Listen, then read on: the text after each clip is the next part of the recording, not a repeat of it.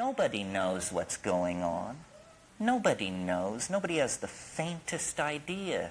The best guesses are lies. You may be sure of it.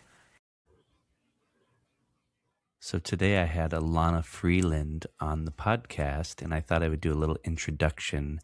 A lot of her conversations I've noticed have been censored online, and it's really hard to find her website anymore and things like that. And there are a few people who are making documentaries about geoengineering who have pulled some of her interviews or just chosen not to release them due to censorship. And even though I am a small platform, I've dealt with a lot of censorship so far and shadow banning, lots of videos removed. My TikTok account was banned, and I've also had a lot of videos pulled off of YouTube for different reasons. And so it's frustrating, the censorship that's going on. And I don't agree with everything Elana says, just like I don't agree with a lot of things that most of my guests say, but it's fun to give people a platform and to explore how they think. And she has been going pretty deep into this geoengineering subject and MK Ultra and the deep state and a lot of other issues where she looks at ritual abuse and targeted individuals and invasive electromagnetic weaponry. And a lot of subject matter that she speaks to is eye-opening for people if they've never dove into it. So she's written many books, and she has a really interesting YouTube channel and Odyssey and other channels out there where you can find her work, which I will put in the show notes. So just take it with a grain of salt, listen to her speak with an open mind, and go and research for yourself. This is an interesting subject matter. Enjoy the episode, and please don't forget to rate the show if you like it and share it. It helps people to discover the show. Thank you. All right, Elana Freeland, appreciate you joining me today. Thanks for having me, Ryan. Yeah, it really is an honor. I've been following your work, and you seem to be one of the only people I can find that's actually written books on some of the subject matter that I think a lot of people are starting to become aware of, but they don't know where to go for a lot of the resources. And you've spent years and years diving into this stuff, and you have the ability to articulate it. So I'm really grateful to have you here and start to introduce some of your ideas and perspectives to more people. Good. Yes, I think it's bizarre that I'm writing so many books. I've written 5 books now on basically about geoengineering, the part that is absolutely absent from any public dissemination from the government or the military. And there's a reason for that, because this geoengineering that we're undergoing now since the 90s is really part of a weapon system, a very sophisticated weapon system that makes the atomic bomb look like kindergarten. And I'm very serious about that. So I think if I can possibly awaken people in an era where most people don't read, I mean, truthfully, Ryan, I'm under no illusion about that. Everybody wants it in a pill form, in a bumper sticker form, in an easy answer form, and I simply cannot provide that. And so I turned to my skill. I have 2 skills, an oral skill and I have a written skill. I turned to my written skill because I figured in 50 years, I'll give it that long. In 50 years, people, the ones left, the actual human beings left, will wonder why we didn't do something about this much sooner. At least that's the way I see it. And I'm not here to be a fearmonger. To me, it's different. There is someone in the geoengineering movement, I won't mention his name, but I consider him very much a fearmonger. I am primarily giving out information about this technology, which is multi-leveled, we tend to think of geoengineering as only the weather engineering. And at last, we're realizing that's really going on. We still have it in very simple terms, but it's about a lot more than weather engineering. It's a weapon system, and it's based around the ionospheric heaters that I write about. It has a very an amazing system, very sophisticated, and I don't expect everybody to understand all that, but to understand that we're living in the midst of it, in the very core of it, and that will help us to make decisions about our lifestyle and our children's, how we raise our children to prepare them for a very different world than I grew up in.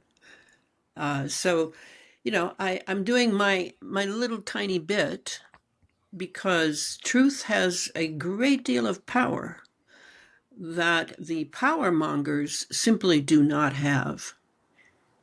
Yeah, there's something to the way that you speak, and I really appreciate it because when people start to become aware of this stuff, the reason that people aren't aware of it and that they don't read books is by design, as you know.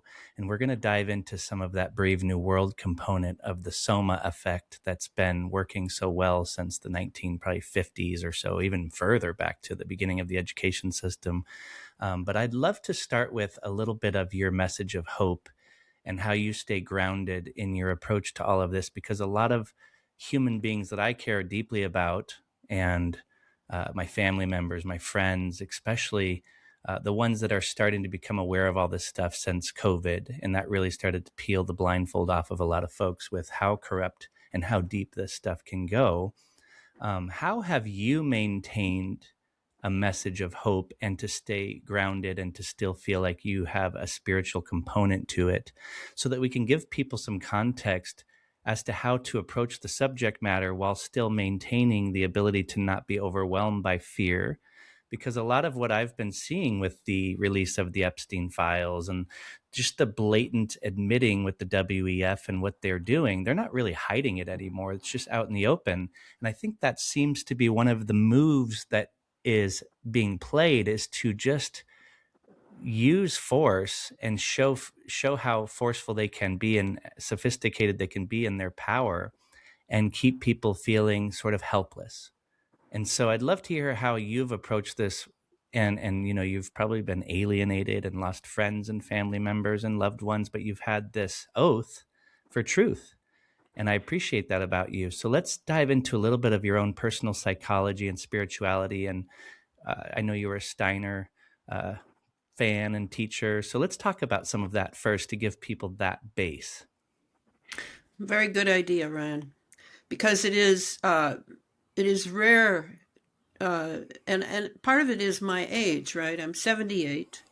I'm doing very well. Nothing hurts. I am aging, but because I was a 60s person who made the early decision that I wouldn't go the drug route, I was able to be in the 60s generation for the best of it, which was the political movement, the spiritual movement, and a tremendous brotherhood that we had that was remarkable, just remarkable. And I suppose I would have to begin to just, I was raised as an Eastern European child in Detroit, Michigan, in a 5 square blocks of Eastern Europeans working, pretty much having escaped Eastern Europe and the Soviet control of the 50s, and had come to America to work on the assembly line at Ford Motor and General Motors, etc., to make money to send home to relatives who were literally starving and under crushing tyranny. So our neighborhood was just such a wonderful place because we had Hungarians, Romanians, Russians, Ukrainians, Latvians, everybody from Eastern Europe. And it was 5 square blocks. And we children, we were all poor. My grandmother rented a little plot of land, very small, like a backyard, about 2 bus rides away. And we grew all our vegetables there. And then we would go to the farmer's market in downtown Detroit and buy live chickens that she would put into a carrier, and you'd hear the chickens in the bus. And my grandmother was a fantastic cook, could take, a bone from an animal and create a fantastic stew or soup. And it's one of my best memories of making everything from scratch. And very, very few dairy products, very little meat, mostly vegetables, and that's how we lived. So for me, I started out natural. I think that's really important here. I really know what it is to live naturally in a big city. And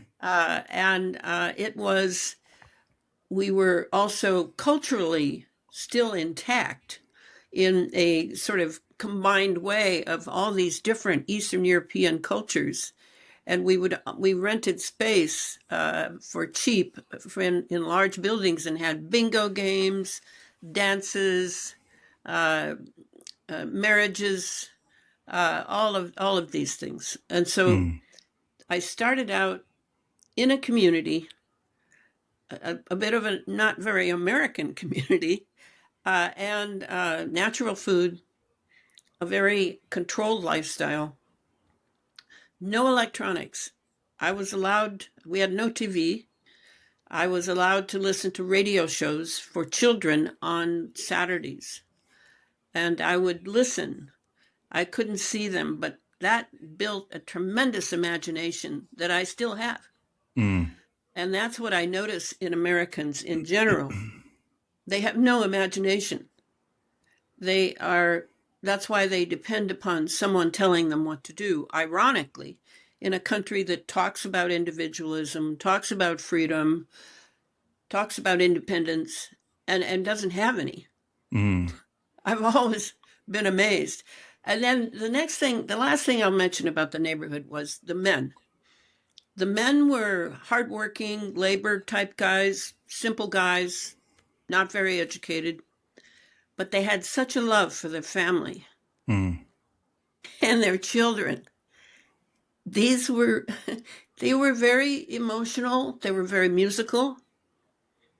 They danced in line dances and drank too much beer, like once a week. And they'd have big fist fights. They'd get angry at each other, and then they'd beg forgiveness and hug each other and kiss each other on the mouth. Yeah. These were the men I grew up with in those early years. And I've never really gotten used to the American version of manhood. I really don't understand it. It seems very hard driving, very lonely and isolating. Men seemed like cardboard to me when I was younger. Just seemed not like the real men I had known. Not that they were perfect. They were not perfect. But they definitely were highly different from American men. Yeah. So I started out there. And I think that was a big help, because then when the 60s happened, I was prepared for back to the land. I mean, we were experimenting we didn't want anything to do with what we called the establishment, capital E. We didn't want the industrial lifestyle. We didn't want the flashy cars and and all the money and the career and all of these things that have been sort of made up by Western culture to give people purpose and make them great commodity buyers and debt. people in debt all the time.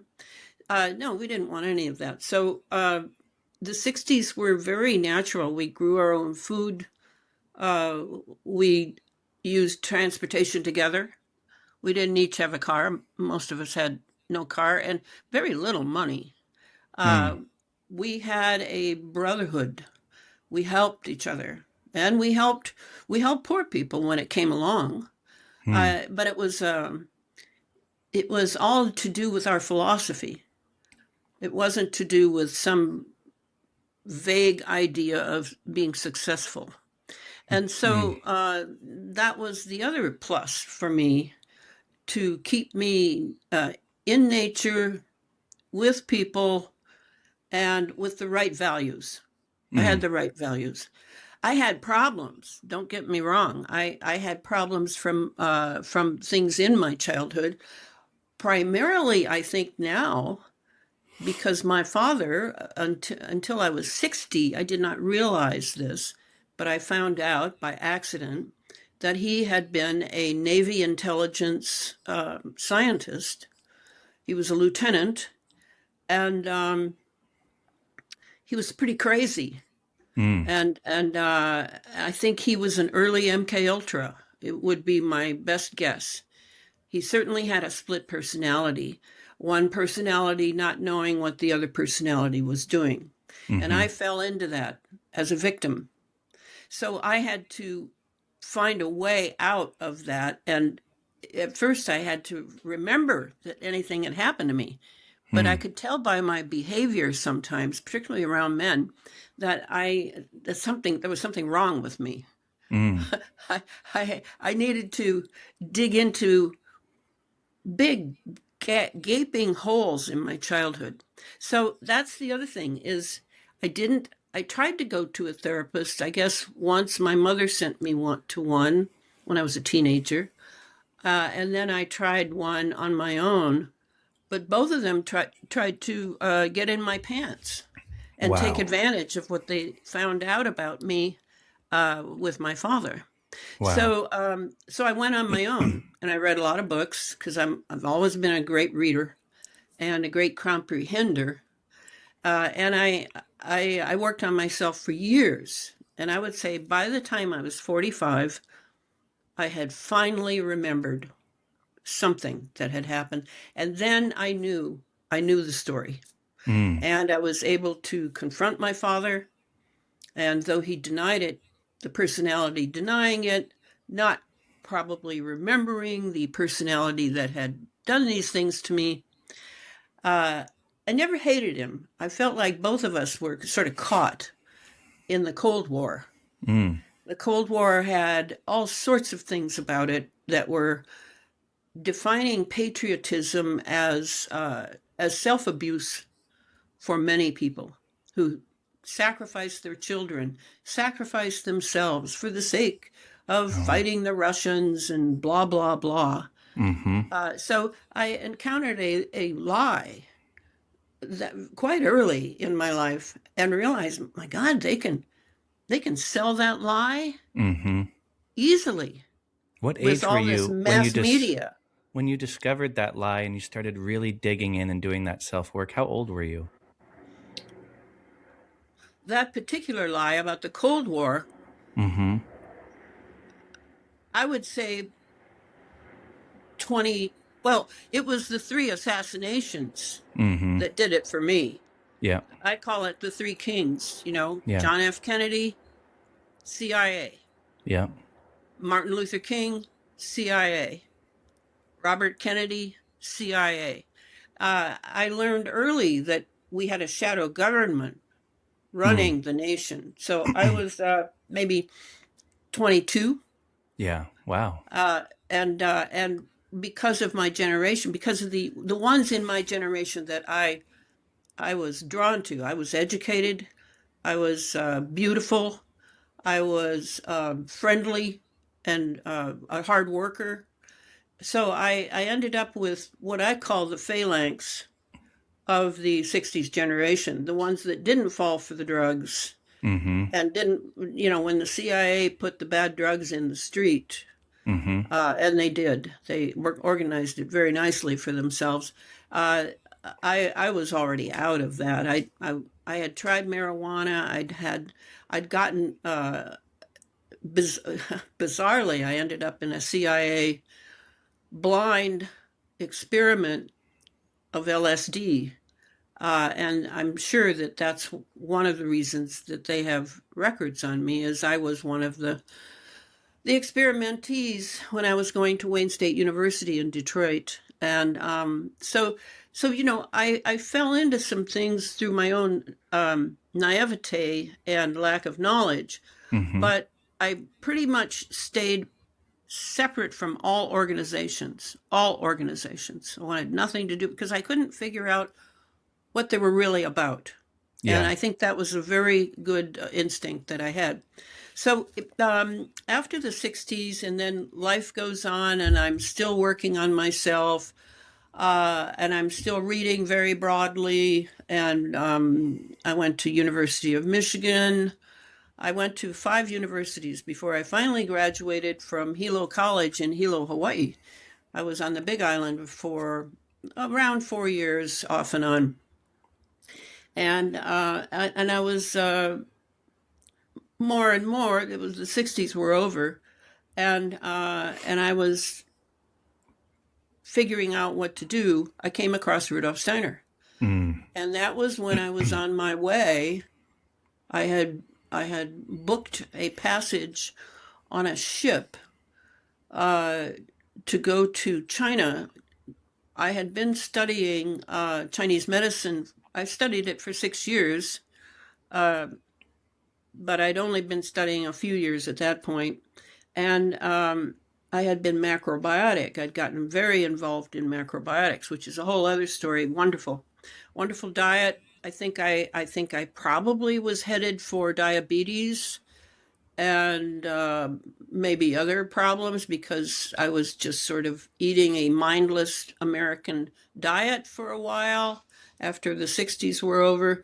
Wasn't thinking, and I got involved in macrobiotics, which is based on Chinese medicine actually, and I'm still macrobiotic. It's been 50 years now that I've been pretty much. It's my rudder, I like to say. I cheat all the time, but I have a rudder of a certain diet, and I don't vary from it, because it's why I haven't visited a Western doctor since I was 13. And I Yeah. saw that they just wanted to make money off of my stepmother, and they took my appendix out. It didn't hurt. I simply didn't want to go to school, and I made up the story that I had a side ache, which I didn't. So I figured that out quite early, 13, Mm. and I haven't taken any aspirin or any drugs or anything in all these years. Food is my medicine, and I try to buy organic. If I eat meat, I really have to have it from a farmer. Mm-hmm. It's just I've known for years that they just want to make money off of us, and they don't care about us, the Mm. establishment, as it's called. Yeah. So that's key to. And then the hard thing is, well, it's hard because I feel kind of sheepish when I tell the story, but I had an experience in a classroom when I was at Hilo College, in which, in Rudolf Steiner language, I experienced the etheric Christ.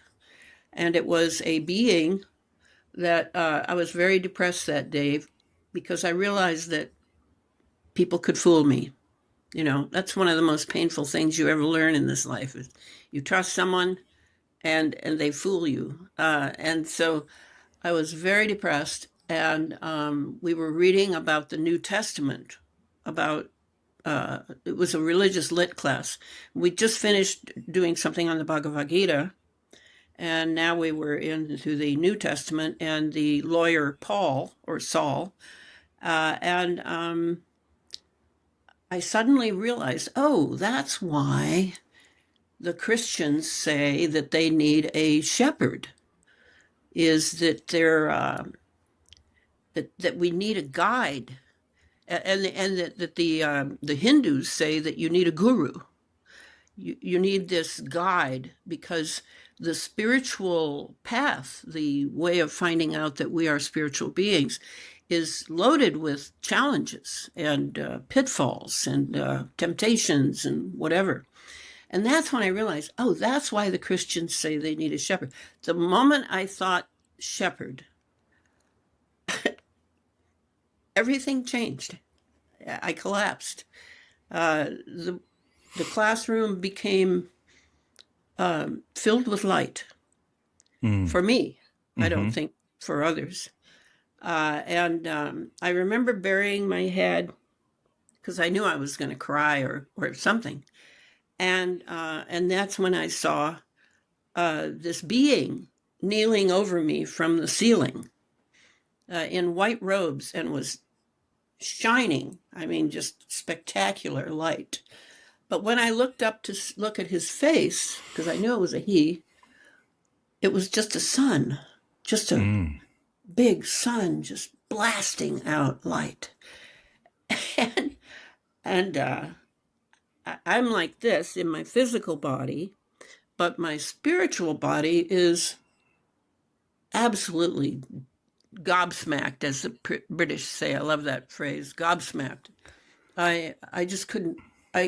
It was completely different. Then suddenly, I'm out of my body and I'm floating above by the ceiling, and I don't see that being, but I'm looking at myself and feeling great compassion for the pain I was in.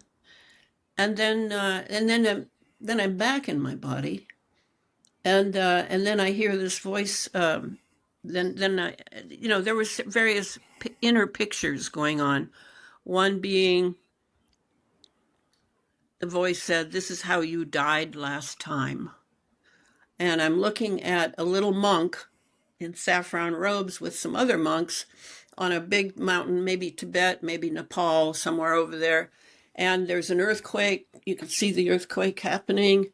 And then these monks just fall, like little umbrellas almost, because their robes are filled with air. And they're going down. And I realized, oh, that was the 1300s. So that was the last time I was alive. So that was taken care of. And then eventually I came to, and my teacher had dismissed the class and was standing over me, waiting to see what I was going to say. And then I said, something just happened. I said, I think it changed me. And he said, I think I know what happened, but I'm not going to say anything. You need to find out yourself. So I left and I went on my bike and I rode back home where I was staying. And then 3 nights later, I was able to find out.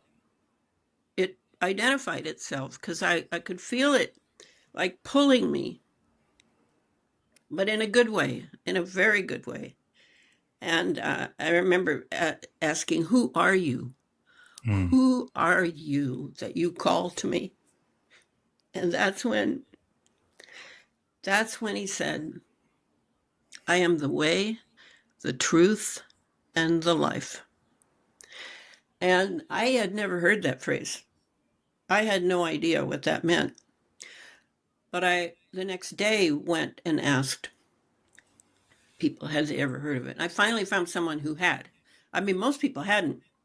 But, it was hippies. It was all the kind of 60s types in Hilo that I hung out with at the Kalakaua, or at the Kaukau Inn. So they said, yeah, that's how Jesus Christ identified himself. And then I was like, immediately like, oh no, don't tell me I'm going to have to be a Christian, because I had never met any Christians I really liked. They all seemed so hypocritical. And then the next 2 weeks were just phenomenal in my dreams. Phenomenal. Early Christian times, Roman amphitheaters, Christians dying in the it was just all this imagery. And the thing that I need to say is that my teacher, meanwhile, turns out he was a Christian, very nice guy, his wife, etc. But that he nominated me for a Danforth Fellowship. And what the Danforth Fellowship was and is, I think it's still going, is for people who have a spiritual path or who believe in their spiritual beings. And so 3 guys in suits came to interview me. And to this day, I believe they were CIA. And they interviewed me about my experience. And I don't remember anything after entering that room with them and sitting down. I absolutely don't remember anything. I think they wiped my memory. And I, that was it. I then got involved. I had already experienced that LSD thing that I had done. So that was the bedrock of my spirituality. And what has happened since then, besides children helping me to become responsible for them and myself, and various things that I really needed help with, because I was beautiful and smart, but I was very wounded by my father. So I needed a lot of help from just the people around me. And I got involved in Rudolf Steiner because I had read a book on my way to China and had never arrived in China. I stayed, and life took me in a different way. So I've always followed life because, I've made plans, but truthfully, none of them really happened. It was more something else would come in and say, no, you're going this way. Mm-hmm. No, you're going this way. and I have trusted it. So now here we are in a real dilemma. And having spent all these years writing about geoengineering, I recognize geoengineering as a terrible weapon, a terrible, terrible weapon, on par with maybe the story of Atlantis, wherein the entire world is inundated and whole civilizations vanish overnight. And certain people set out in boats and go and they see islands, but the islands are really the tops of mountains. The inundation is so severe. So I do see that we are at a huge turning point now. Yeah. And so I'm ready because I've spent my entire life getting ready. So I'm not like most people who are now just waking up. Mm-hmm. I was awake way before now. Right. It's just, the details continue to change. Yep. And I've recognized them, and we're dealing with, yes, I know who the enemy is on the human level, the elite bloodlines, the elites that have run this planet for thousands of years. But there are other layers that Rudolf Steiner has informed me of, which are of these entities, let's call them. I mean, there's a wonderful term which I love, and I use it in this latest book a bit more liberally than I did in previous books. It's an occult term called egregore. And the egregore is a being that forms through the collective hive mind of the members. So, in other words, Boeing would have an egregore, and they would go in a certain direction according to this collective mind that then is sort of shaped and utilized maybe by the very strongly incarnated occultists who are on the board of Boeing. I definitely put some thought into that because Boeing used to be here in the Pacific Northwest. I mean, it's still here, but not on the scale it was. It moved. And I thought, so it seems to me that these spiritual entities are pretty much running things now. And they're using various people for the different tasks of that. And they are no friend of a true human being. And they are no friend of the higher beings that that comprise a divine universe. There are higher beings up there. Not that I have encountered them. I'm just saying I have gone out of body at times while I've been asleep and gone way up into space. And I have been aware of being surrounded by benign, loving beings. So, with experiences like that, I don't buy this show or charade. But on the other hand, I don't not take it seriously. I take it very seriously because a lot of people, I was just thinking about it the other day on my way home. How many people are killing themselves about now? And I realized we're just not hearing about it. A lot of people are checking out. And that makes things very hard for them. Yeah. Once they do that. And I feel for them. So I quickly say a prayer for them at that point when it comes up into my mind.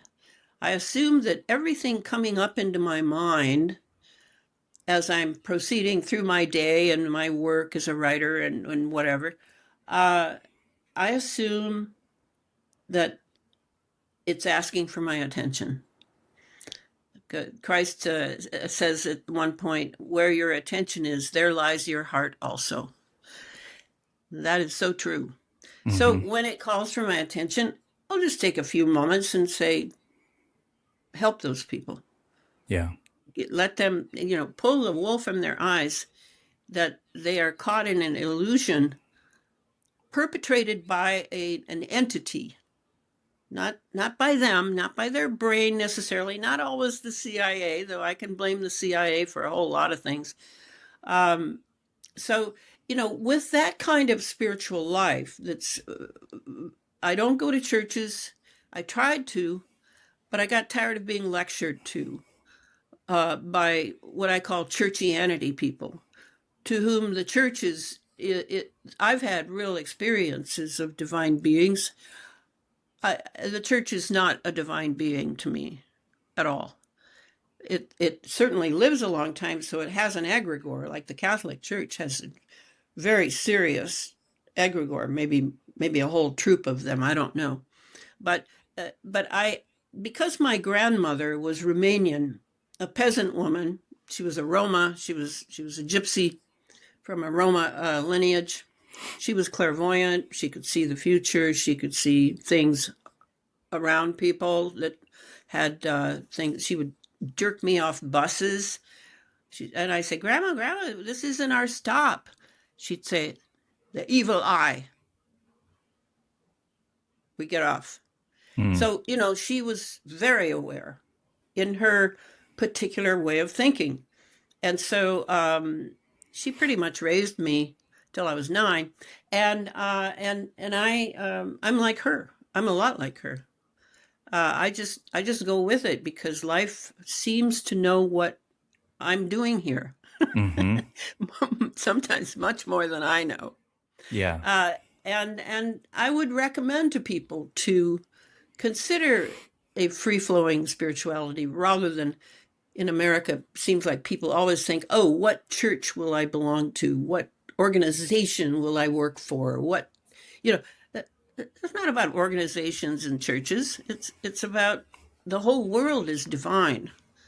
But that means the good and the bad. There are spirits that do not like humanity. And, they don't really touch me because I'm so padded by all my experiences and the life I've lived. But I think people fall into doubt, and then the fear comes in and then they're paralyzed. They're paralyzed, and that's not going to work. Now you've got to come to terms with your life and what you say it is, and you've got to come to terms with what being human means. You can't just say because you have a head and a thorax and arms and legs that you're human. No, that's your body. That's not your humanity. Your humanity is in this body that seems to be what human beings have lived in for millions of years. But you, in your behavior and in what you're encountering in daily life, you need to look further into what being human means. Doesn't always mean compassion and, oh, you poor thing. No. It's a it's a it's a signature of your being that everybody will encounter when they encounter you. Mm. And that's what happens for me. I mean, I've it's a joke that when I go into a place that has no customers, within minutes it's packed. Why? Because because of what I'm exuding. It's not about Elana.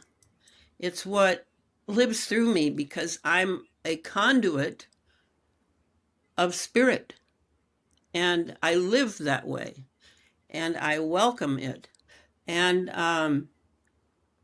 and that's not something I worry about anymore. I did struggle for years and years, because I was very damaged, but everything is put together right now. So Yeah, that's a I'm just beautiful. gonna ride this wave. I used to be a body surfer. I'm gonna ride this wave out. That I'm a warrior, and I'm living in a time that needs warriors like me, Mm-hmm. and I support the activities of as many people as I can to encourage them and to dig deep into that humanity, because we're amazing beings. Mm-hmm. You don't need to see paintings by Raphael and various philosophic works in order to know that. We are extraordinary beings, but most of us are treated like slaves. Mm-hmm. Yeah, I appreciate you sharing a lot of this context of who you are and how you orient, because what I've heard from you and seen in your writing is all of the nuts and bolts and stuff that shows you what's behind the curtain, beyond the veil, right? You've put a Right. lot of that together, which is amazing. It's hard to do. And if you were to go and try to give somebody the Cliff Notes broad stroke version of it, which I think we can start to do here, just so they can see how we got ourselves into the predicament we're in and what kind of predicament we might be in. I like for people to have an understanding of what they can consider to do before they enter into that, because it can be a destabilization phase for people and it can ruin your life. And a lot of times I even tell folks like my mother, maybe it's not a good idea.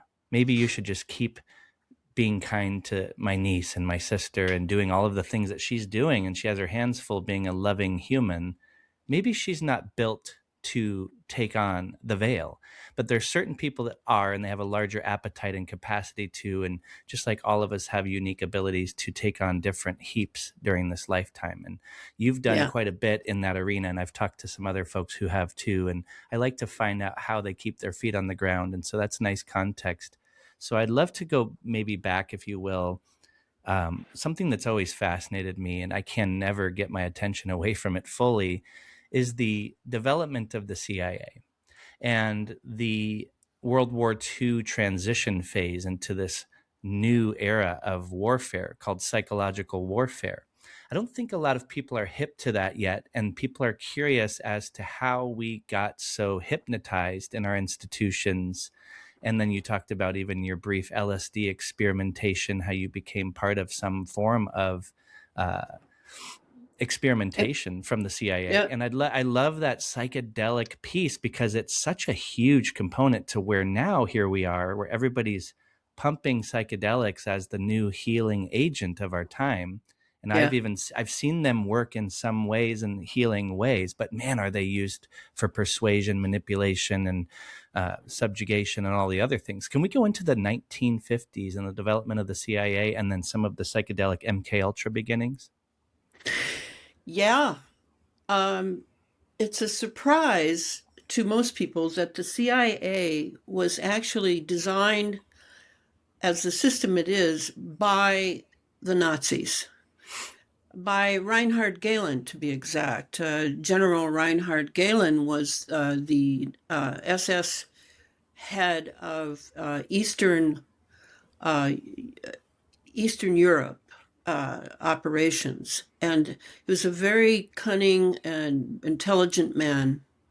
And he was friends with the Dulles brothers, who basically sold us to the Nazis. And when Kennedy tried to fix that by firing Alan Dulles as head of CIA, you see what happened to him. So the CIA, to me, has always been a Nazi organization, like the SS. It's like we live in a land that's run by the SS, or the KGB is another one, but more powerful than the KGB.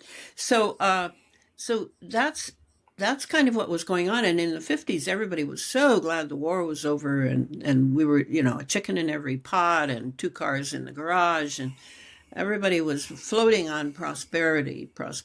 And so everybody went to sleep. Everybody went to sleep during the time that they were setting up, moving the Third Reich to North America. That's what was going on. And I think we can see it more now in Canada because we're not Canadian. We're in America. So we've got our own mythologies and propaganda that we have to dismantle here. But I'm not Canadian, so I can see their propaganda very easily. Right. And they are being taken over by, they call it communism. Really doesn't matter what they call it. Communism, socialism, it's the same thing. It's an atheist, absolutely non-spiritual movement that is attempting to turn the human being into something different than it has been for thousands of years. That's the short version. So that's, people want to know. I think Americans are the most hypnotic people I've ever known, and I've lived here all my life. I mean, I lived in Europe for a few years. I lived in England for a few years, not Europe. And England and Europe are not the same at all. So I got outside of the country. I lived in Montreal for a couple of years and was able to look at America from a bit of a distance, but that's about it for me. And so I think I don't want to make people feel bad. I mean, think of how you are when you're driving down the freeway. I'm hypnotic. I know the rules. I have little alert systems that are alert to the lane next to me and the other lane next to me, and and kind of looking forward and backward, and but it's all on automatic now after all the years I've been driving. You see, it's very hard when you're a conscious being because your consciousness gets accustomed to things. And then if you're not kind of watching it and in charge of it, and you're letting it kind of just roll out, then you can very easily be hypnotic and go to sleep. And that's really what happened is by appealing to our pleasure and our love of convenience and comfort in this country, because we're so materialistic. We've got all these gewgaws that can make us feel, oh, I've got a great lawnmower now, and I've got a car that, talks to me, and, all these things, so that when they moved the Internet of Things into place, nobody really thought about what it really was. Mm-hmm. I mean, I would guess that most of your listeners don't know really what it is. It's a surveillance. It's a tremendous surveillance. Your TV is an Internet of Things, and then you have all these other Internet of nano things, Internet of space, Internet of, So now what what is not being translated for you, because the people doing this, the corporations doing this, and the people that they have gobbled up and are under the control of egregores, and have been probably lost their human soul entirely. It's not human anymore. It's sort of putty in the hands of very different beings with different agendas. Then we're using these things, and we're sort of being devoured by the things in our lives, and that's we call that freedom. We call that wealth. I'm not sure that it's really either. In fact, I know it's not. I own next to nothing. I mean, yeah, I stay poor because I didn't want the moral problem of working. I worked in the Waldorf movement for 16 years, started 4 Waldorf schools. That's Rudolf Steiner schools Mm-hmm. for children, and did a lot of work there, but eventually burned out. It was a lot of work because you think you're just there to teach children, but you're really there to bring their parents along as well. so it was a little much for me, and that idea that you join something which then life will get easier. The idea that life gets easier is very appealing to the American, who has been programmed to let them do it. Let them do it, because then you've got more freedom. Well, I don't think that's freedom. It seems they own us, and now we're going to feel the torquing down on us. Right? That's what's going on now. The system is set up. They've got it electromagnetically, and I'm very big on electromagnetics. They've got it set up. That's what my second book goes into, Under an Ionized Sky, From Chemtrails to Space Fence Lockdown. Mm-hmm. I explain how they're locking you down. And they've been doing it, well, since the 90s. I would at least go there. The 90s were when we had a thing called the Revolution in Military Affairs, RMA. And what that meant was the entire military went digital, way ahead of us. Now they're digitalizing us. They're digitalizing disease. They're digitalizing all molecular biology, because they don't want molecular biology human beings anymore. They want digital. They want transhumans. And that's the direction that I am really powering on now, is to wake people up before they won't be able to look at themselves at all. Right. And can you talk a little bit about, like, the transhumanist movement seems to be the new agenda, and it's a new religion of its own. Yuval Noah Harari, all these folks, Ray Kurzweil, you got the WEF talking about it, the Klaus Schwabs. These are the people at least in the limelight, but behind the scenes, I'd like to know who and how does this evolution occur? Like when you had Operation Paperclip and you had the hiring of hundreds, if not thousands, of Nazis who built NASA and all of the space programs and the big tech companies, a lot of people are not aware of any of the beginning phases of the development of tech. And Right. so DARPA and HARP and all of that. Can you go into some of the laying out of the scaffolding, and we'll do like a minor evolutionary path of this developmental phase of technology? Well, part of the causal agent for that not knowing about all this technology before it's already here, you didn't see it them beginning it, is that we have the National Security Act of 1947. Remember what that is. I mean, it's the big secret maker. So you're in Congress and you're having a hot discussion about some technology, and then it somehow hits some sort of nerve of the military industrial complex and its essential compartmentalization and love of secrecy. And suddenly, oh, session's closed. That can only be discussed privately. So how does democracy do in an environment of a National Security Act like that? Well, it just doesn't. There is no democracy.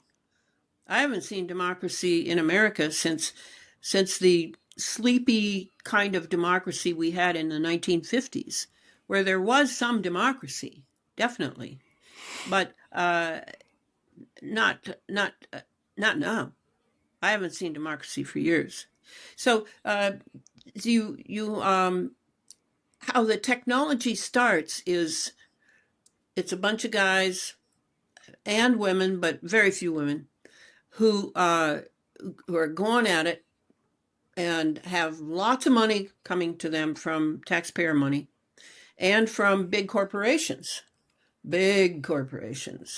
and then they strike pay dirt on some sort of war. It's always war. It's always bio-warfare or just warfare. That's what gets the big money. So the people running all the technology that's being made are working for war. I mean, you can't work for a corporation pretty much at all, certainly a big corporation, and not have it end up in warfare. That's the key to how America is looked at. This is where they get their war stuff. Why? Because I remember what that British writer who came over to visit Georgia O'Keeffe, what's his name? He came here and he said he looked at the American soul from his perspective of being gifted.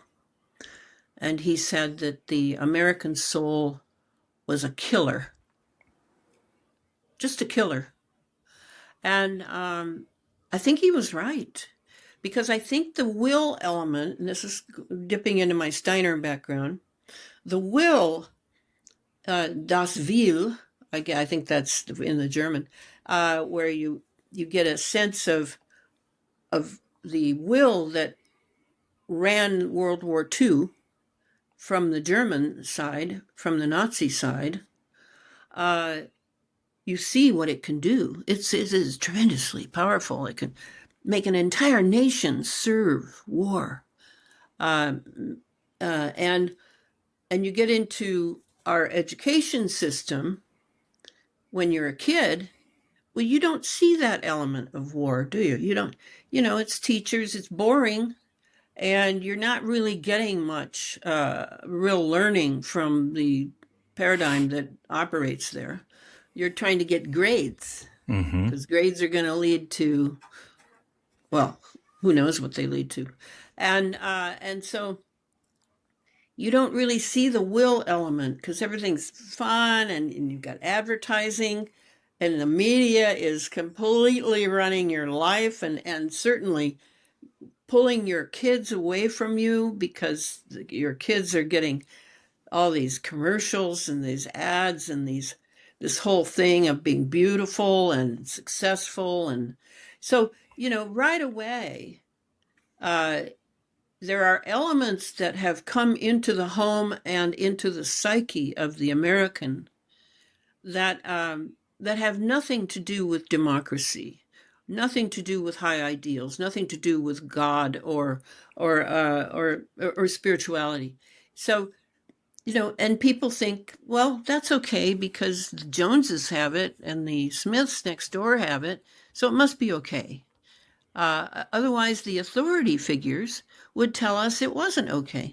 And this trust, this amazing trust even of the present Generation X that I encounter here in the town I live in, their trust in the establishment that we used to not trust at all is just mind-boggling. I can't believe it.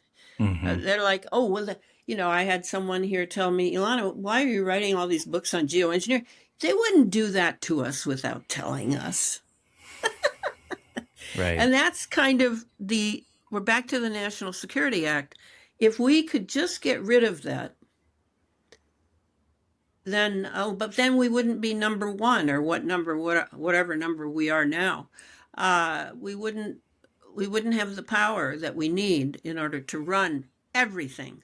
So, you know, we need to wake up, but if you buy the system and you make do with the system, uh, it's going to get you eventually. It's going to crawl inside your skin, just like Mr. Harari said, under the skin.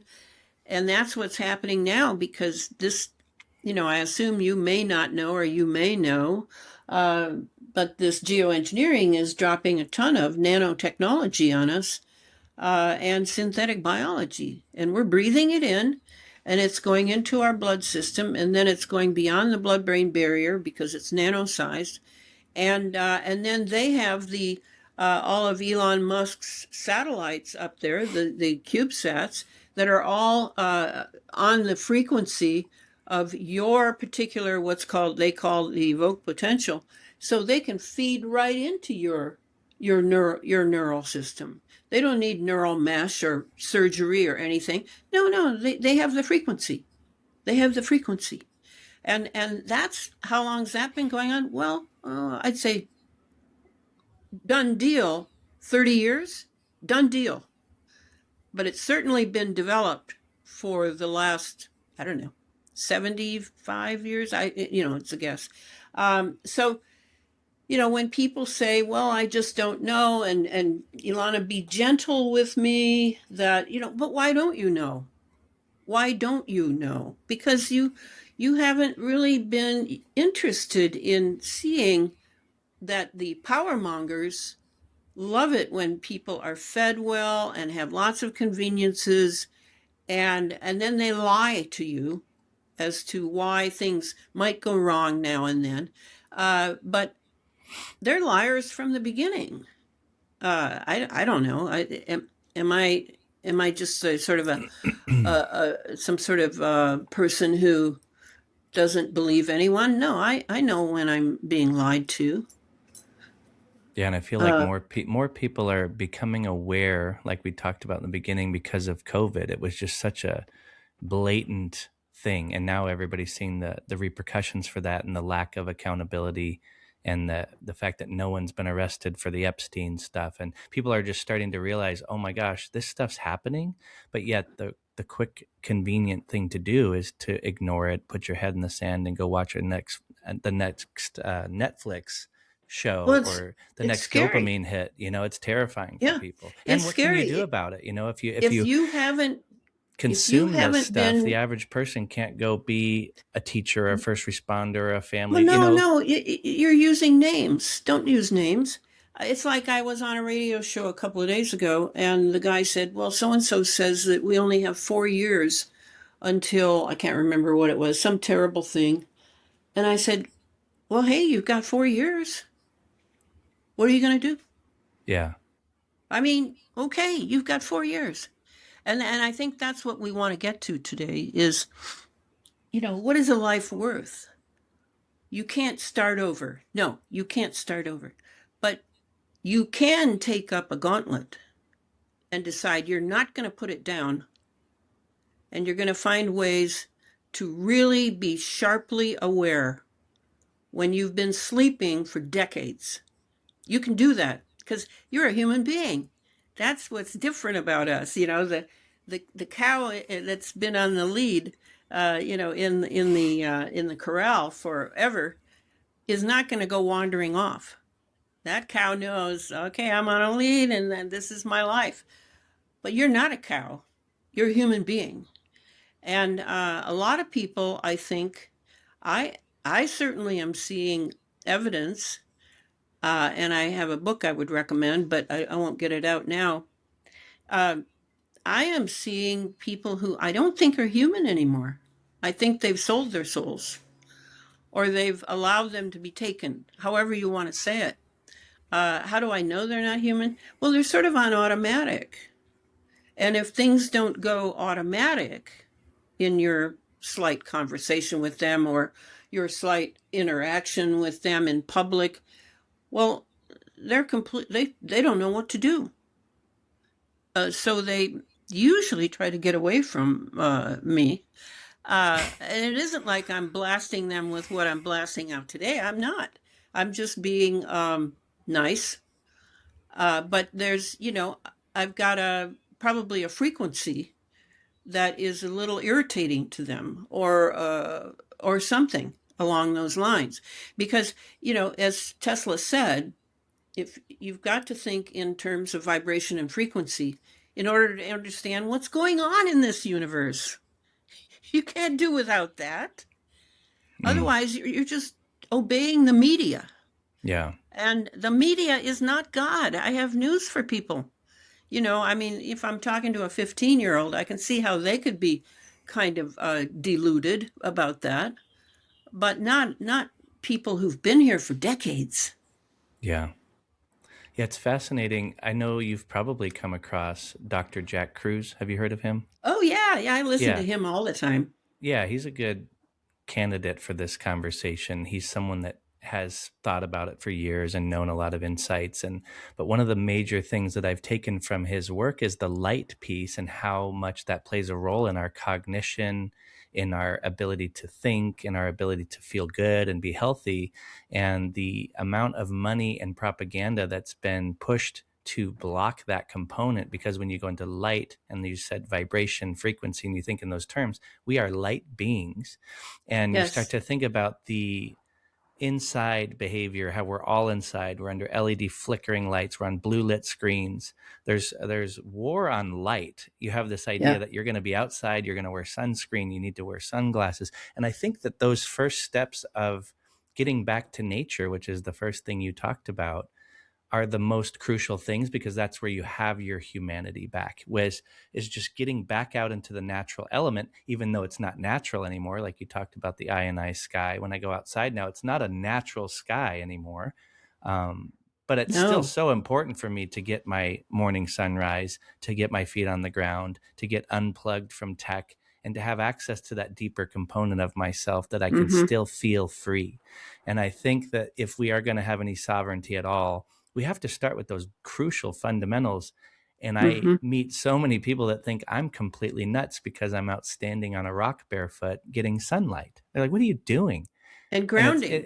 And grounding. And people think that's nuts when I'm watching other people drive in rush hour to an LED lit gym environment to be, moving their body on a bicycle that's indoors. And like I said before this conversation, I was out biking for 2.5 hours outside. I don't get how you could be on an indoor bike when you could be on an outdoor bike. Just basic fundamentals. None of it makes sense. But we've just consumed this idea of what we consider to be normal. And I remember reading a book by John Taylor Gatto called Weapons of Mass Instruction. Yeah. And it taught me to pay attention to the institutional history of the institutions being indoctrination stations, which all of us have been byproducts of.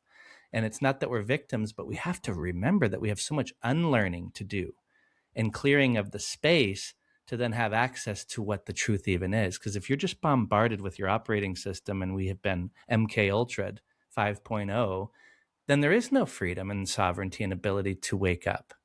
And so it's a deep, dark hole that you have to step into, but it requires courage and responsibility. And even if people don't buy into your books and all the things that you're going to say 100%, because you're going to be off target sometimes with a couple things.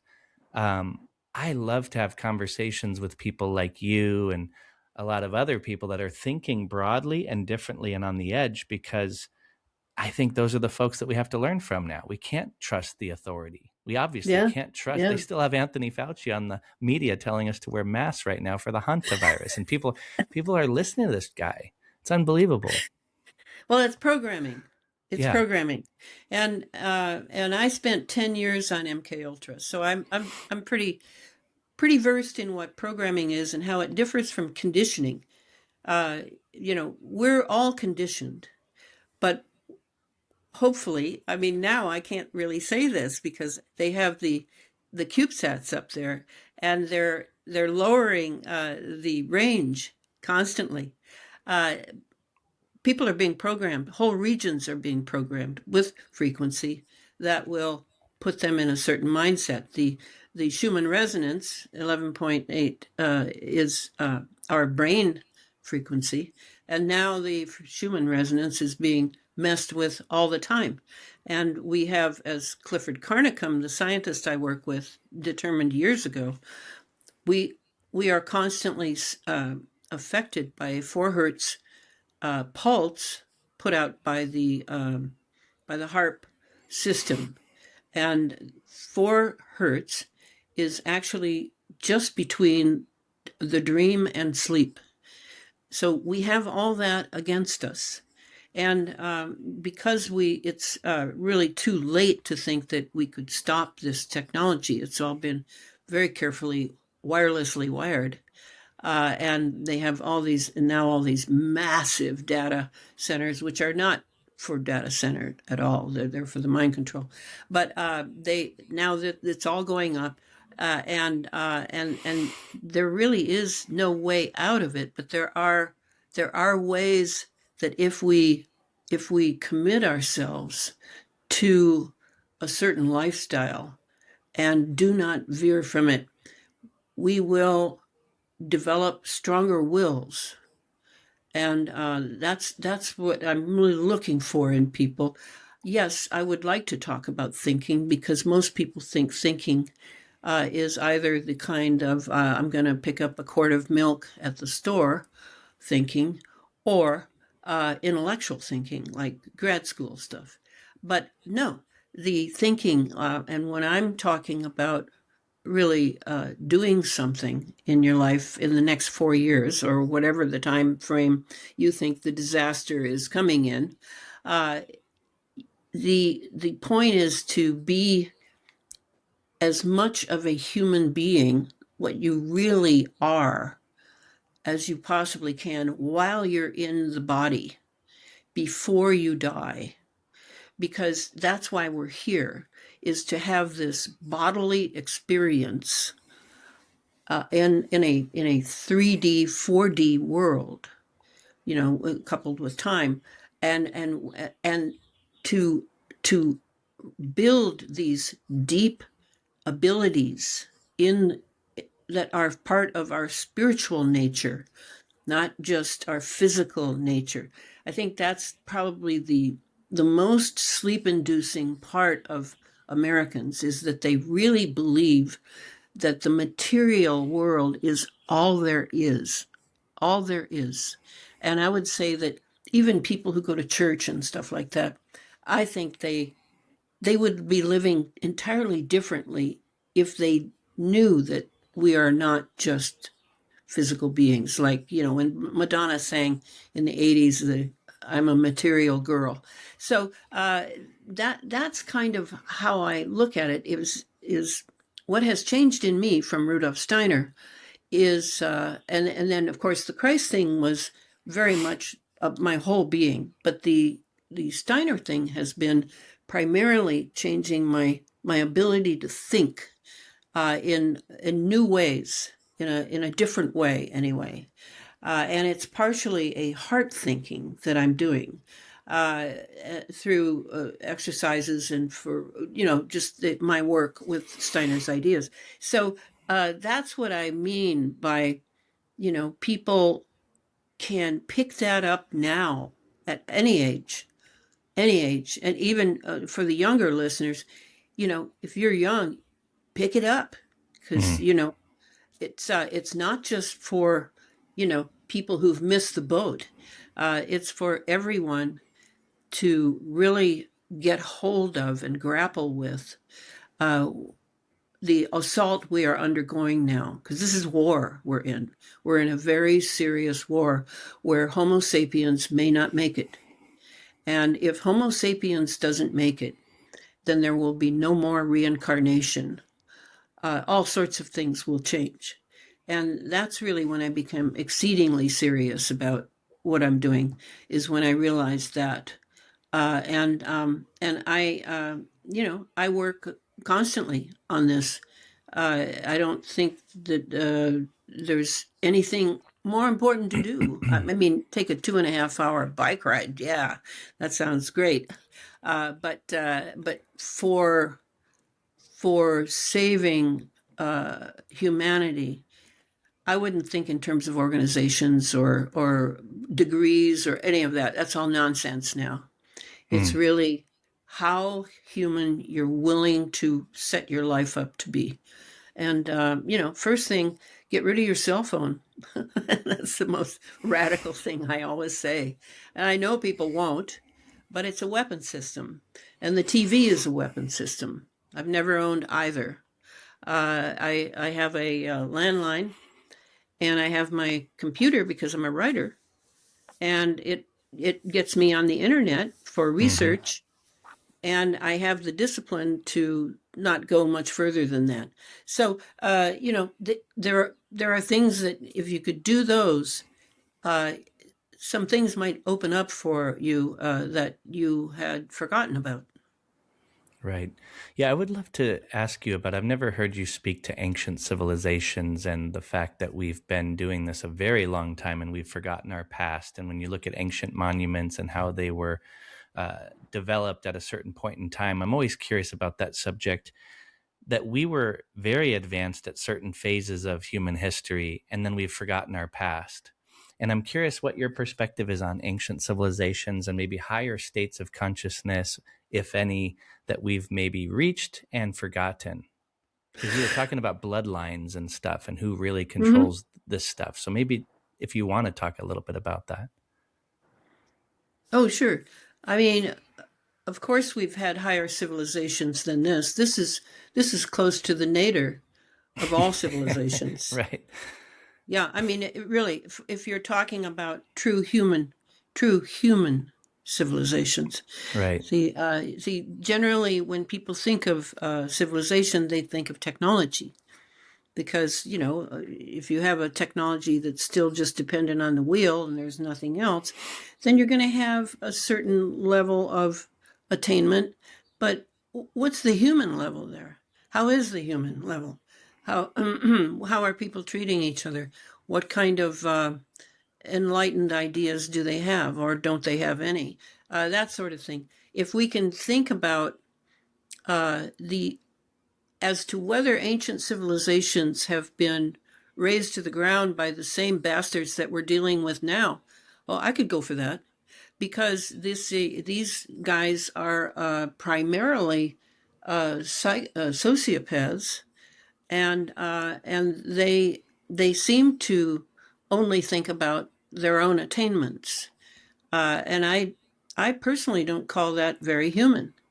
That is much more something that I might hear from a dark species, a dark entity of sorts that constantly draws you back to this one, and to hell with everybody else. So I definitely feel we've had higher civilizations. That's easy because we're at the very low now, at the very, very low, here in America anyway. And you see that, and I'm surrounded by homeless people outside. I live in an apartment building where I only have to pay $370 a month rent. I got out of the mortgage business, the sense of owning a home, quote unquote, if one ever owns anything here, and now, it's a good apartment building, but I'm surrounded by people who are homeless, and what's up with that? What kind of civilization allows that? You see what I mean? So I very much, do I want to live in those other times? No. Is that all there is recycling of technologies and different levels of civilization? No. There's something new developing now, but you would be hard-pressed to see it operating at all here in America. And Rudolf Steiner calls it the consciousness soul. It's a new type, a new part of the soul that began developing in the 1400s, and then has been consciously by secret societies. And secret societies is a very big part of any commentary on any civilization, because these secret societies, much like many of the other religious or spiritual organizations, like the churches and things, it's really degenerated. These secret societies have degenerated to self-interest, power, etc. Like, just look at the Freemasons. They used to be an honorable organization. They are no more, because they take part in pedophilia, they take part in child trafficking, they take part in all manner of theft and murder and mayhem. So, that if you could imagine a time when you couldn't serve in public office unless you were considered a good person, and I don't mean he's so nice. I hate that word nice. But he's nice. Well, what does that mean? Doesn't tell me anything. So, it's a matter of, I would like it if they would tell us the truth. But again, and the Freemasons I've used their name purposely, because if there's anyone in charge of our actual historical record of, like I've been seeing some of these videos now of these amazing buildings that are all over the United States with Rococo types of decoration on the outside and amazing architecture, and it's like, wait a minute, where did these come from? And were there more? Only they've been destroyed, or why did they leave even a few? That would be that somebody in some secret society, some poobah who had a lot of power, decided that we would start over. We'll start over. And this time we're going to do it this way. We've got a new idea we want to try out, and blah, blah, blah. I think that to not believe that is naive, because we've been here a long time. And some of those structures, certainly architecture, whenever you think architecture, you've got to think Freemasons, because they are the Masons. Right. They're the ones who make the, and they have Gaotu, I think is the name of their god, the architect, the great architect of the universe, Gaotu. And they're the ones that wield tremendous power now. I've come under them. I've been targeted by them, seriously targeted, to where I had to go and get my shoulder put back in place at a hospital. So, I understand that we're in a process of breakdown now. And you know that, right? I'm sure you do. Well, we're in a process of breakdown, not because we've blown it and there's nothing we can do about this. No, because somebody somewhere has decided we're toast. We're gone. We're bringing in a transhuman model, and we will keep some of the Homo sapiens around as long as it takes for us to get, and the transhumanism is not an idea in the future that hasn't been taken up. Ever since the geoengineering started, we've been altered, you and I, all of us here, because we're breathing this air filled with things being dropped on us by the geoengineering. And then there's the 200 years of vaccinations, quote unquote. Yeah, you get vaccinated the moment you arrive on planet Earth in the hospital, right? You get like a whole bunch of them. And then they want you for 75 total to the time you're 12 years old. What the heck? So obviously there's something not human going on here, but I don't need to import aliens from Alpha Centauri. I really feel it's entities like the egregore, a collective entity. Some collectives, as you know, like the military, you cannot leave them because one day you decide you don't want to be a soldier anymore. They're going to be after you, and you're going to be made to suffer. So there are some egregores that are very, very powerful in the running of big, big civilizations like the one we have here in America. Um, does that give you an idea about the my great respect for the past? I mean, we have never been lower. Right. I have a degree, a master's in history.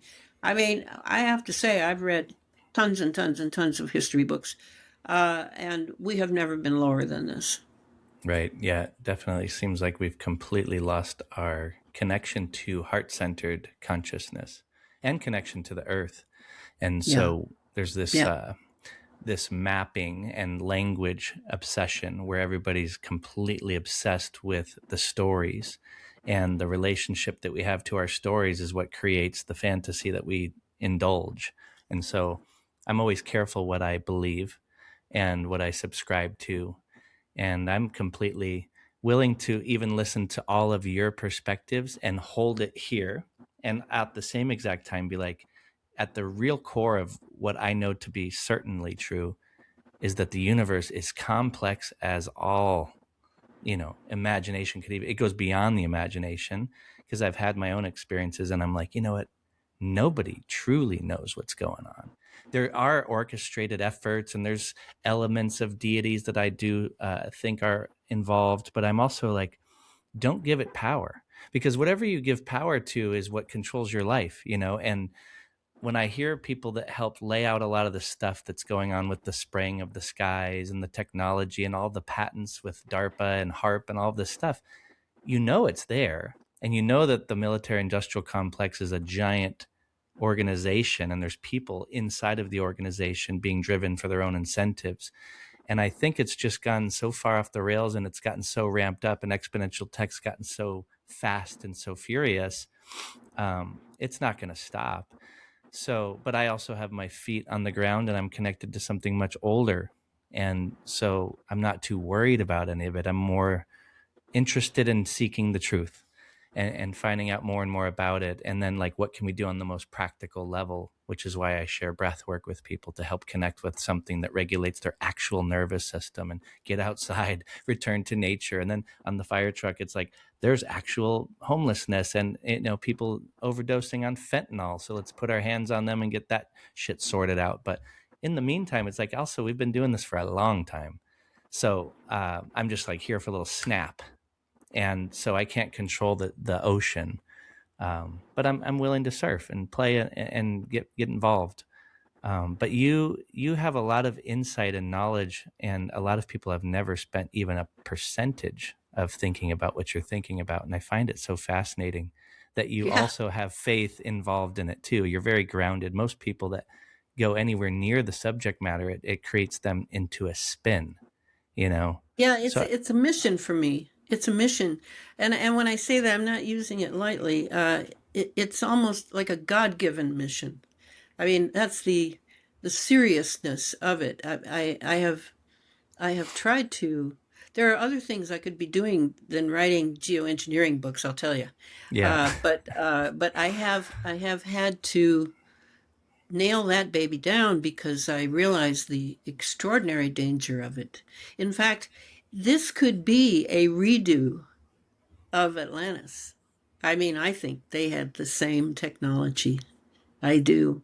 Mm, Everything that I've read from Plantagenet, familiar with that yeah. old guy? Yeah. About It, Atlantis. mm-hmm. It it correlates with what I know, and I know a lot about geoengineering and about the HARP system. So it's a very corollary.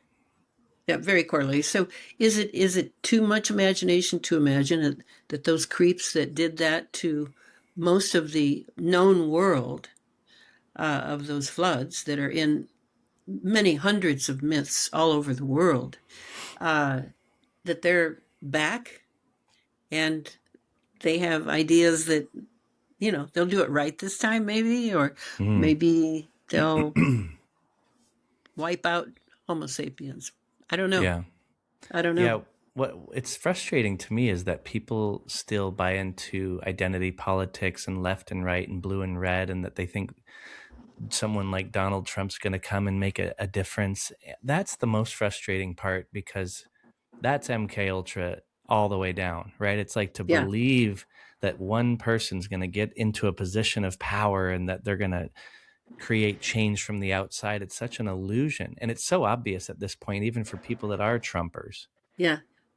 Yeah. But Well, it's how big you build your world. I mean, I know people here in the apartment, older women who get into these futzes of saying bad things about each other and then have to clean that up. It's like kind of like, whoa, why did you go there in the first place? I mean, isn't there something bigger to think about than you don't like that person? I mean, yeah, it's how big your world is, and most people's world is pretty small. yeah. I had a list here that I wanted to make sure. What did you think about Robert O. Becker? And I don't know if you ever read Going Somewhere by Andrew Marino. You ever hear of that? No, not the Andrew, but certainly Becker. I'm very familiar with. Okay, you will Uh, love it if you ever get around to it. Andrew Marino spent, I think, 17 years in his lab as his like apprentice and number one guy working with him. And, as a biophysicist, he ended up getting his law degree to go and sue the companies because he saw what happened with Becker, with them shutting down his lab and all of that. And so yeah. he wrote a really cool book about the whole issue itself that Becker was dealing with. And I actually had him on the podcast. He was fantastic. And Let me write down his name. yeah, Tell me again. Andrew A. Marino. And the book is called Going Somewhere, A Life in Science. And that's a really key point in our history with the deployment of the electric grid, Oh And yeah. when we were starting to learn about the elements of electricity on our body and on our mind and the negatives of it and all of that. And that's what a lot of your work speaks to. So I was just curious about your thoughts on Becker and the CIA's involvement with all of that to Becker shut it is down. invaluable. Especially well, in both books. I've quoted from both books liberally, I'm sure. But let me tell you what I feel about the electromagnetic piece of all this is it's a lot of people are thinking genetics regarding like the shot, like the mRNA. They're really pushing the mRNA. Uh, they're forgetting that some people looked at various serums and there was no mRNA in them at all. So what's going on there? They're not primarily using genetics. They are primarily using 5G and 6G. That's the primary for running transhumanism. They're going to depend on the nanotech that's in the bodies that's so easily programmed and works in hive minds. You can't see a nano soldier, for example, or a nano Borg. You can't see it, but it works in common with other Borgs. And where you really can see it, I don't know that it's up anymore. I haven't checked lately, but there is a video that a clip of a video that shows embers. It was the California fires. In fact, it was probably the Paradise Palisades. fire. Yeah. Yeah, Paris. No, not Palisades. Okay. Paradise. Ah, Paradise was sooner than that one. yeah. 2017. So you see the embers just sort of blowing away. The drone camera is on a piece of highway. It's dark, and you see these embers. You think they're embers, and they're now skittling off to the edge, and they're getting off, and then so the camera follows them, and then they form a phalanx, a literal Roman phalanx, and they march forward, and some of them go off and they crawl up a wall of a home there in this expensive area, and they ignite a fire. They ignite it. And then the rest of them continue down and skip the next house and then go to the next one. So you realize that, oh, these are not embers. This is nanotechnology. And they are being, the programmers and those that are running them are sitting at monitors somewhere far distant. Or maybe it's an AI, but I highly doubt it.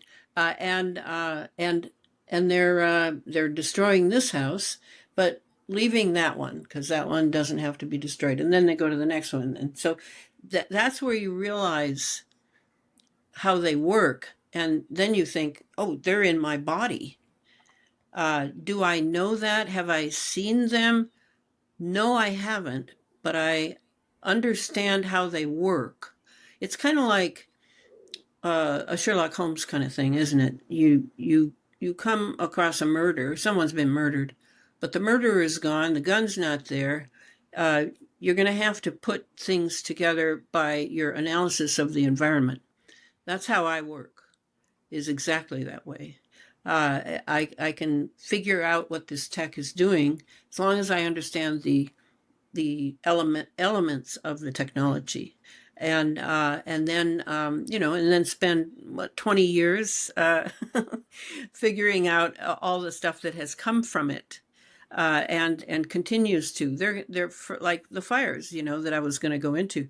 The fires are geoengineered, and they're triggered from the upper atmosphere, but they will. The reason that they ignite so nicely on like at Maui in that wonderful book that I got out to just flash that by Michelle Melendez. That can you see that? Yep. Um, The land uh, grab. yeah, is that because the geoengineering and Maui is extraordinarily geoengineered. I'm not sure why. I came across something in here I wanted to read to you. Large areas right outside Lahaina appear to be proposed developments, which likely were opposed by the current residents and conveniently positioned to quickly get the go-ahead now that the opposition has been literally wiped off the map. Looks like the Hawaiian Homelands Department is going to move Hawaiians from the lands that they used to own to housing where the land is owned by the government. But the part I wanted to, the wildfires, these are the new prescribed burns. I can't find that one. I have a whole chapter in this book about Mm-hmm. the fires, and it's really good. Uh, I'm sorry, I can't find it now. So I don't remember what else I was talking about. A little bit more too. Maybe talk a little bit about how direct energy weapons work and things like Havana syndrome. A lot of people have never heard of that if I bring it up. Oh, okay. Yeah, Havana syndrome, because that's Dr. Len Baer, MD. He's following that because he was targeted with it. He has Havana syndrome. He is noticing a diminishment in his mental ability. Great guy. Very, very much the kind of person who will not give up on what he's doing to get the government to recognize civilians that are because if he can get civilians recognized, then how many hundreds of thousands of people are of targeted individuals that have been made fun of and ridiculed and not believed will then have maybe some government money even for all the things that they need, given that they're being used for, and this is with directed energy weapons, this is directly relevant. They use targeted individuals. The military and police and intelligence agencies use targeted individuals to train their officers in how to do it. in how you target people. So that it isn't always about, oh, this person did something wrong, or this is a someone that the government's concerned about. No, it's actually just using them, or they've got a new piece of equipment and they want to test it out and see how it goes. And now they don't have to pay anybody to do that, because how could you pay someone that kind of damage that's going to be done to their organism? You wouldn't be allowed. So that's why most targeting goes on. And the DEWs, they vary, because I've always said that anything electromagnetic can be used as a DEW now. It isn't just the LRADs and the things that are known to mess with people's nervous systems, where it was built into the weapon. Now all they need is an environment in which they can take over an Internet of Things kind of thing and grab the energy from it, and then maybe have some sort of a device that will direct it as a beam. That's all they need. And so now, when you're thinking about moving into, say, a new apartment, it would be good to see what is going on outside the apartment. Like, how close are you to a tower, one of the microwave towers? What kind of wiring do you have in the room in which you're maybe going to do your work, like I do? I had an electromagnetic electrician come and check my apartment out when I moved in to see where my challenges would be and see how I could protect myself. It just sort of goes with the territory now for me. And I recommend that to other people, because now what's happening is they are,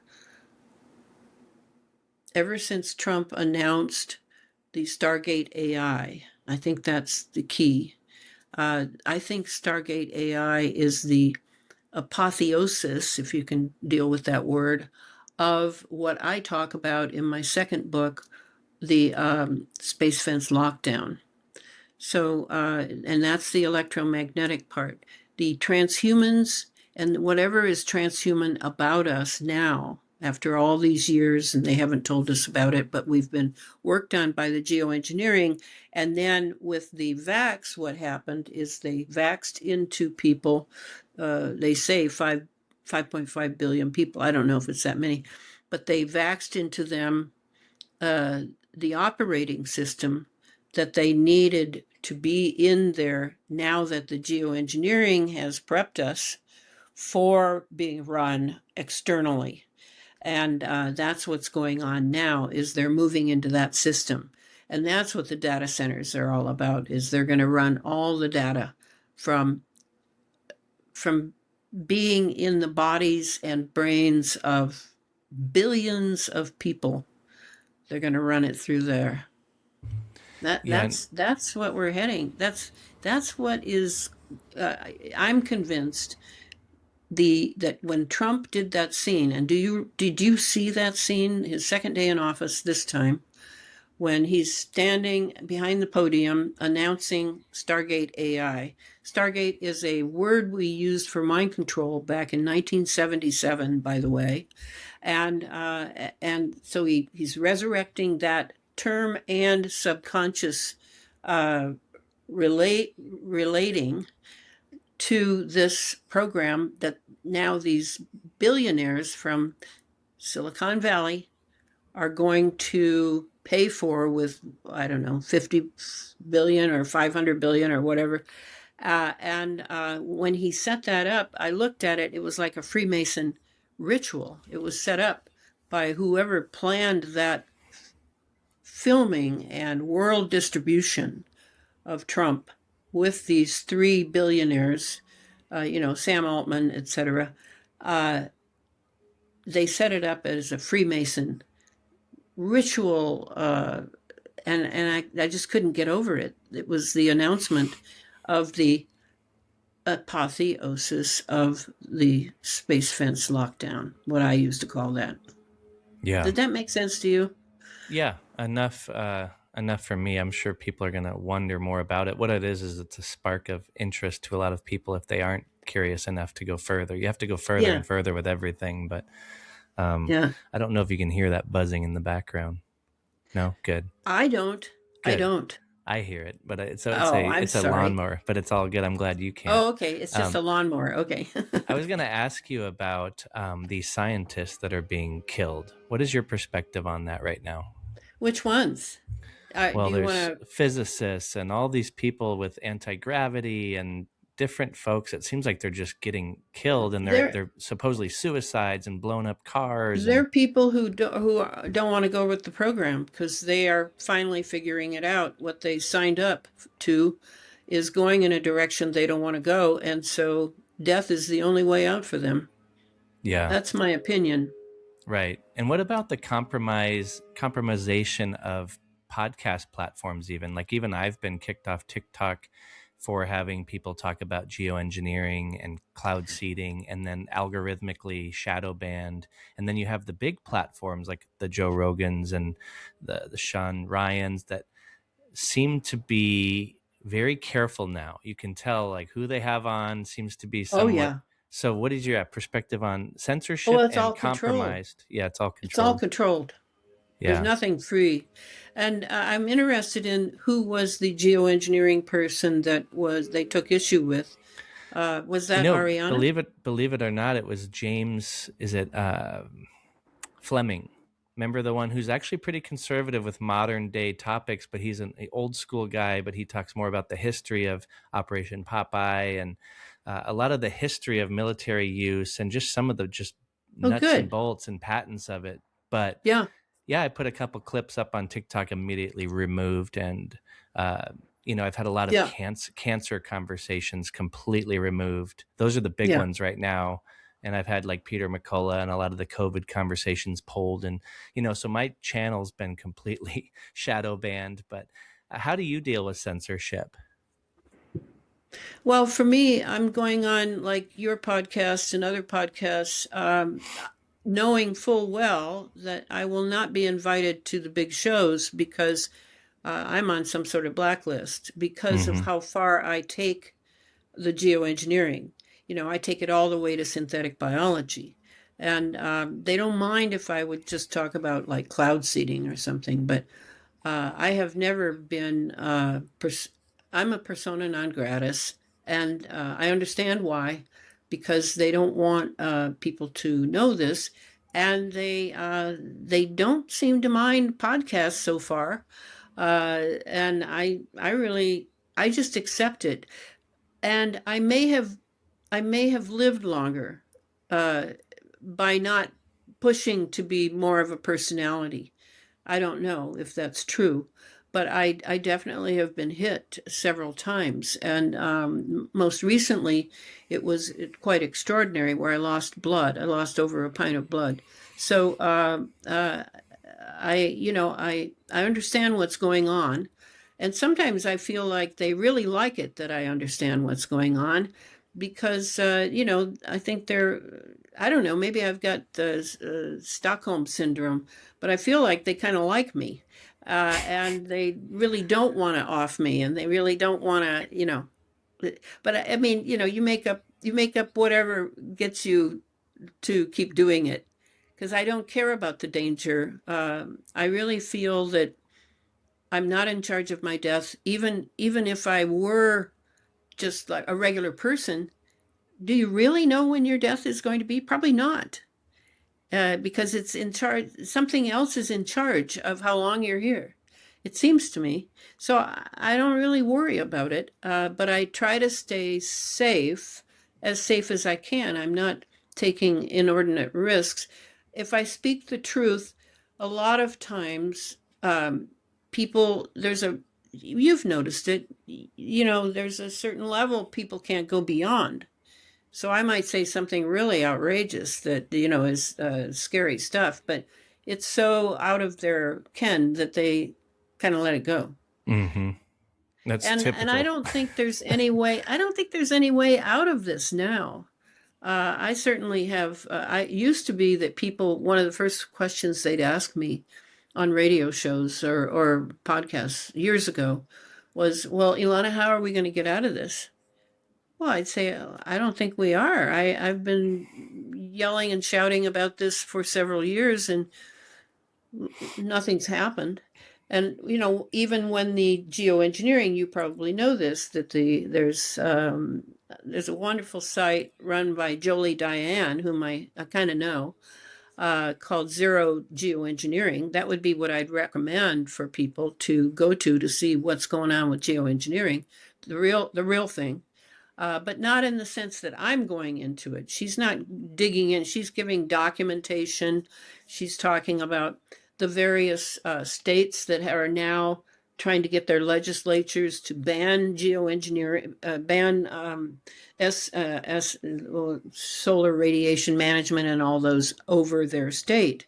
But it's not going to happen that they're going to get rid of the chemtrails, because the chemtrails are loaded with aluminum oxide, and now there's sulfur in it, and there's different things, different ingredients, that some of which have to do with cloud seeding and prepping the area for an assault, like a big flood, like they did in North Carolina. Some of it's having to do with here. I can always tell when it's going to rain the following day because they're going to load the sky up with all the so-called cloud seeding. But in that chemical mush is also big pharma's decisions about how to treat the population below with various chemicals, and that's in it as well. So there's no way they're gonna give that up. And we've been breathing it for 2 decades, close to 3 decades. This chemical soup that big pharma and the military have cooked up, and it's turning us into transhumans. And part of the hard part about the transhuman is that they're going to change our blood system and our nervous system, and our eventually our organs, in order to, and I always name this, though it's not the primary reason, I don't think, but getting beyond the Van Allen belts into space is still a huge problem. No human being has been in space unless they're up there in their plasma body, like I was when I went up there several times. Um, that's where the transhuman is going to be very valuable, because it's going to be entirely synthetic. It's a synthetic being, not a human being at all. But it'll kind of look like a human being, and that'll make people more comfortable dealing with it. It's fascinating. Yeah, what would be some good resources besides your work that you could start people on if they were getting curious about some of the things we've spoken to? Well, there's a book I want you to know about. It just came out. I know it's not a person, but it's a book. So this just came out, and she What's is it a called? Something It's called nano. Nano Microscopy Investigations. And what it is masses of pictures. Wow. Can you see? Yeah, it's a beautiful book. It's beautiful. She did it all herself. I Who mean, is she's that amazing. author? Oh, well, she doesn't really want you to Oh, know I her see. name, Oh, cool. She's sort of an incognito. but What an amazing piece. she's known as Tree Girl, and then she's written all the text. Wow, it looks awesome. Yeah, she's a professional nature photographer, and these are all from about 10 people in the microscopy group that I've been involved with for the last 2 years, that meet sort of, the nexus is in Australia. Mm-hmm. And but the important thing is, this is all in our blood. Our blood's not supposed to have this stuff. Our Wow. blood is supposed to have, just red blood vessels, a few white. See what's happening? We're being Yeah. transformed. We're being transformed into technology.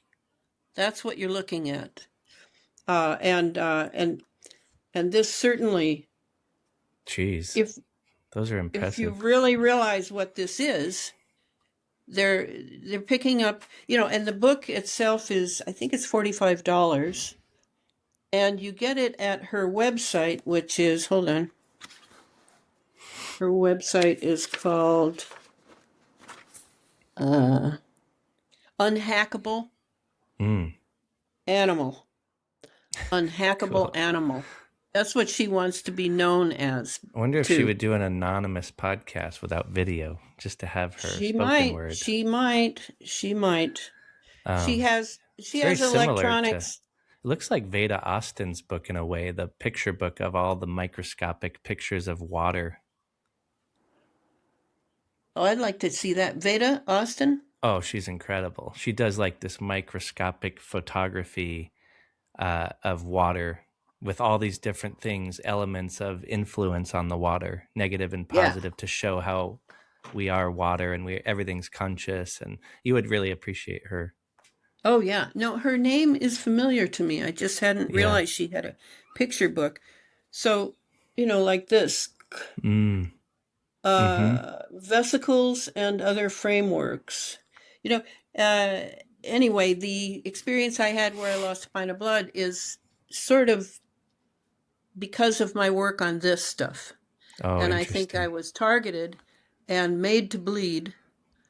And I eventually found a solution for it without going to a hospital. Mm.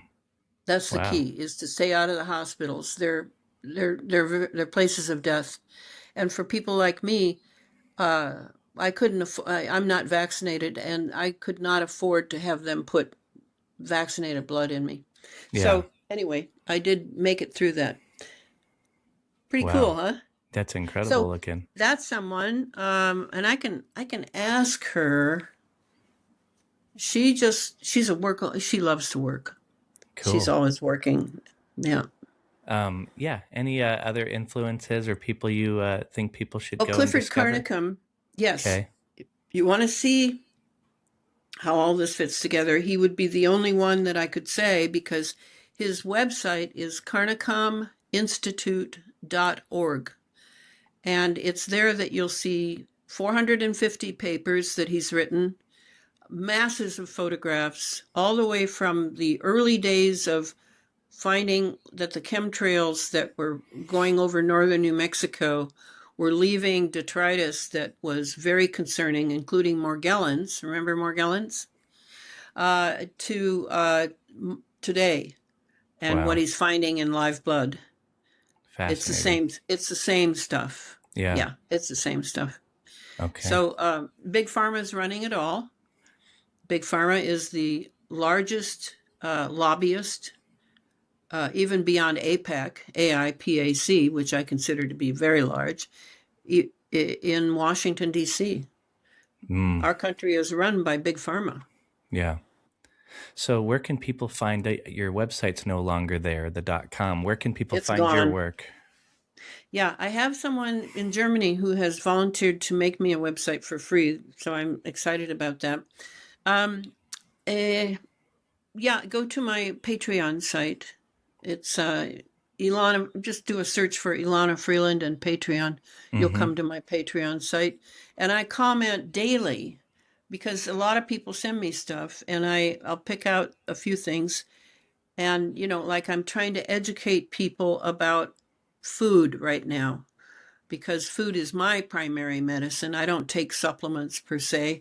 I buy organic food, and I run my diet in a specific way, and that's why I've been able to stay out of the Western medical system, I feel. Mm-hmm. So I comment on food a lot, and then on geoengineering, of course, and definitely what you were talking about with the directed energy weapons. I keep up on all that. Mm-hmm. Anything Cool. And electromagnetic. yeah. I ask all of my guests, if you were going to die today and this was the last thing you could say to the world, what would you share? Join me in being human, please. Really, full-blooded human. Full-blood. That would be a great bumper sticker. Full-blooded human. Yeah. I love it. I appreciate your time today. I mean, we went really broad stroke because you go deep into this stuff, but it was nice to hear Yeah. a little bit about your beginnings and how you orient. Uh-huh. So I appreciate your time today. Yeah, I don't think there'll be lives like mine again. I mean, maybe every generation can say that, but I definitely know that we passed into the electronic age during my lifetime, and I was able to experience life without electronics, particularly. Yeah. Yeah, in the 50s. Beautiful. Thank It was you. fun Thank you, chatting with Ryan. you. Yeah. Thank you for listening to the episode. If you enjoyed it, please share it and subscribe to the show and rate the show. That helps people to discover it. And enjoy the next episode.